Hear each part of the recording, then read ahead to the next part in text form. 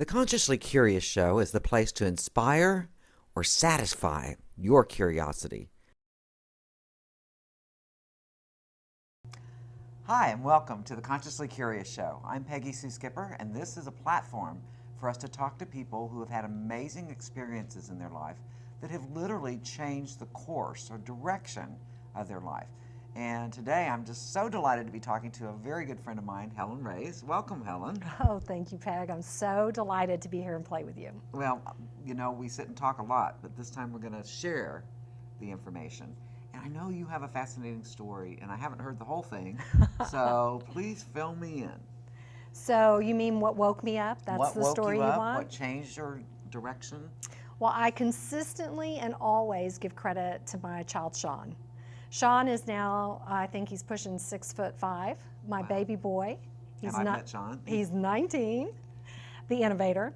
And when Sean was born, he came out angry, furious. He was so angry, it was shocking.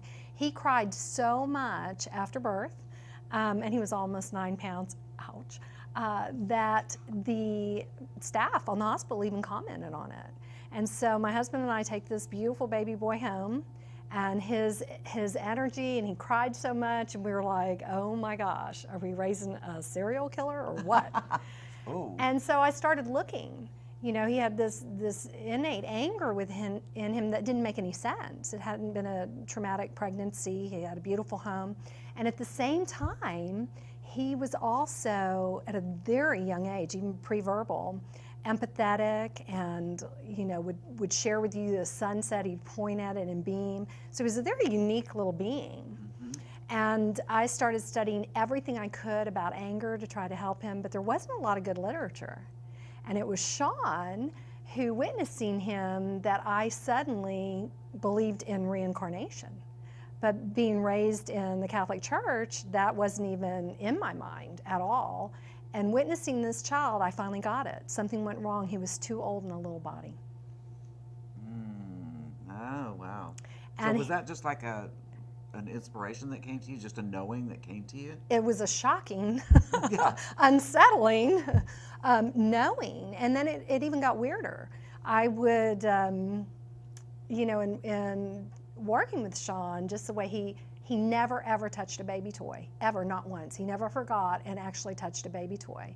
And he would go for his brother was 4 years older, he would go for the little Legos instead of the baby toys, and he would just get enraged, and his little head would sweat and his veins would stick out, that his hands couldn't do what he wanted them to do.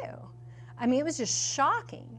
And then he was very sure of himself, and one day he would challenge me when he did get verbal. And so one day I got down on his level, looked him in the eye, and I said, Sean, I totally get it. I believe you were a general or you were a king in a past life, but in this lifetime, I'm the mommy. We need to listen to me. And in his little 2-year-old self, he looks at me and he says, I want to be the mommy. And so I was like, well, okay then. If you make sure we're fed well and we have clean clothes and we get everywhere on time, you can be the mommy. And so he thought about it. I'm talking this little tiny body then, now he's huge. Right. And he looks at me and he says, no, that's okay, you could be the mom then. And he never tested me again. Wow. And this is also the child who used to wake up, come from his room, all the way through the hall, all the way through the living room, all the way into my room to use the bathroom at night, and I would wake up and walk him back. And so one day when he was about 3, I guess, I said, honey, I'm so tired. I just need to sleep all night. Could you please use this bathroom? And so he looks at me and his little person, and he says, sure. And I'm like, well, how are you going to remember? And he says, leave me a note. And now I'm thinking, and my other son says it, he goes, you can't read. And he looked at us, like really put out at our lack of intelligence, and he said, so draw a picture. So I did. I drew an arrow. I put it on the ground, and he never again, I mean, an arrow didn't stay. Just a piece of paper, one arrow, and that was it, and he remembered. So we all in my family knew we're dealing with a very unusual person. In first grade, they wanted to test him for gifted, even though he wasn't reading, because he would never let me read to him, but he had a high level of empathy, which is not usual at that age. And then it How got unusual even, that the school system would even know that. the teacher That's could see amazing. that he was really affected by other students in her day. Right. And then it got full blown out strange. Sean's a boy, so you see him all the time without a shirt, swimming pools, bath. His grandparents live on a river. He's without a shirt a lot around all of us as adults. And at his physical for first grade, I take him in, and his spine was all cranked up. And the doctor at the time, in front of my very intense Sean, said, "This is the worst I've ever seen in a child this age." What was it, like scoliosis or something? He said, "This is the worst spine I've ever seen. You need to go get x-rays right now." And, Sean hears it. Now we're into the drama. Maybe he was in pain when he was born, and that. Well, I intuitively had a hit that it was all that anger contorting it. And so we did get photos done. It was on record. And at that time, I had heard, it was my first experience to hear of a healer, and I thought, ooh, that's really woo-woo, right? And I had an appointment with Dr. Dan Matthews, and instead I took Sean. And I said, "Dr. Dan, I have a session with you, but please would you see my child?" And he, which I thought was cryptic at the time, said, "I'm to see both of you today." I was like, ooh. And after that one visit, Sean was so much better. And I said to him, "Hey, look at you. You're coping with life more easily. You're more comfortable in your body. If you ever want to see Dr. Dan again, let me know." And we have actually, Sean has gone 3 times. And now Sean is, graduated with honors from high school. He's making great grades in college. He's an amazing person. And we're still all curious to see who he is when he grows up. Well, yeah. Well, he's already on the road to that. And physically, he's definitely grown. but yes, it's amazing. And so basically, your child changed your life, and children always change our lives, but in a different way than most people would assume. Because you had to start looking outside of the parameters of what you knew. Completely. And I had no peers, no mentors. I couldn't find any literature on what I was experiencing with this special child. Mm-hmm. And you said something, he had a lot of empathy, so he probably is an empath. I know you are an empath. Mm-hmm. So just to clarify what that is, you feel other people's pain, joy, emotions, basically. Basically, and then I'm a physical empath.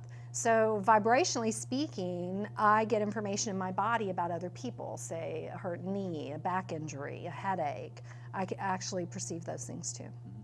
Probably that's what, and you didn't know you had that when Sean came along, right? No, that didn't show up until a little bit later. But it started with him probably.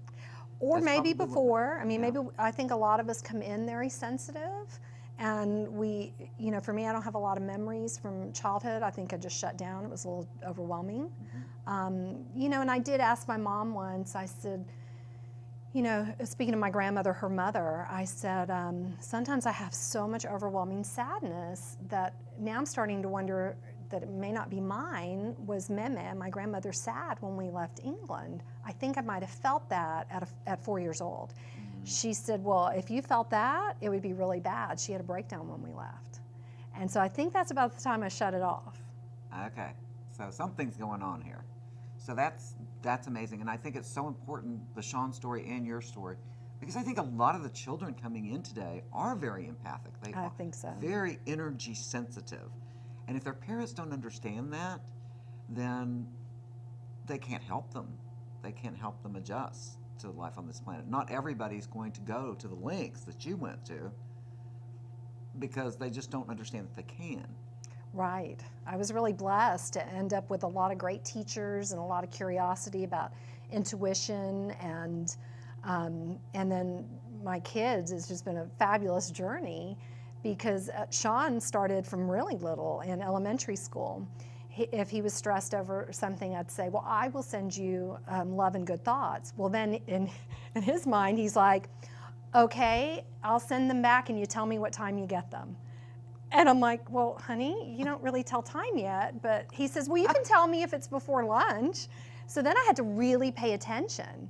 And he would come home and check, did you get my good thought? So I think that Sean's a huge part of my journey. He always encouraged me. when I started playing with healing work and healing energy, he was the one who, I mean, lizards, snakes, fish, frogs, you name it, he would expect me to have some positive effect with them. That's awesome.